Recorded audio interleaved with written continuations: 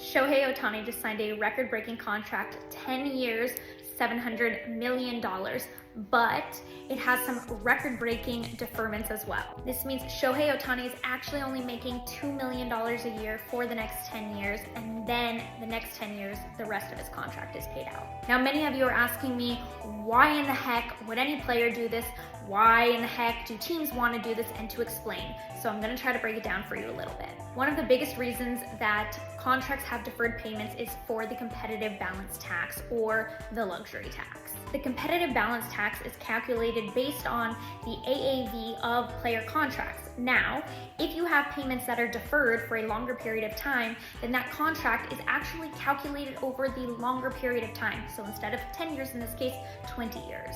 This in turn is going to lower what the CBT amount will be for this contract. So I believe in his case, it's actually only 46 million, not 70 million. Now, the reason a team would want to do this is because it allows them more flexibility and more money to spend on other players to put a team behind him that is competitive and can win. Now, another benefit for the player potentially is that it guarantees money over a longer period of time. So if there were a player that maybe you were worried he was going to spend all his money at once, well, this way you guarantee for a longer period of time that he will have a steady stream of income. Now, another huge reason that this is great for a team because they can invest this money, and let's say you assume a 7% return on money, that in 10 years, they can double their money.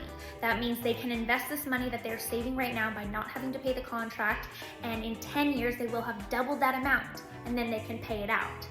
And then that brings me to my final point, which is that money today is always worth more than money later. So for the team, this is perfect. This means that they get to keep the money today, which is more valuable, and that means that the money they're gonna pay later is less valuable due to inflation. Which brings me to the biggest downside for a player and why a player would maybe not want to do big deferred payments like that. And that is because money now is always worth more than the money you're gonna get down the road. So what this means is that even though his contract is worth $700 million, because of the deferred payments, is actually significantly less money overall. You factor in the deferred payments. Now, this is something that comes up not infrequently when you're talking about contracts as large as a contract like this. This was actually something that came up in Trevor Bauer's contract with the Dodgers. Given that we were asking for, and Trevor ended up getting a contract that was the first contract to guarantee 40 million plus in a single season, we started to get into conversations about deferred payments. And that is because with the competitive balance tax, with the luxury tax, it made it really difficult to pay amounts when you're getting over 40 million plus in a single season and still be able to pay players on his team as well.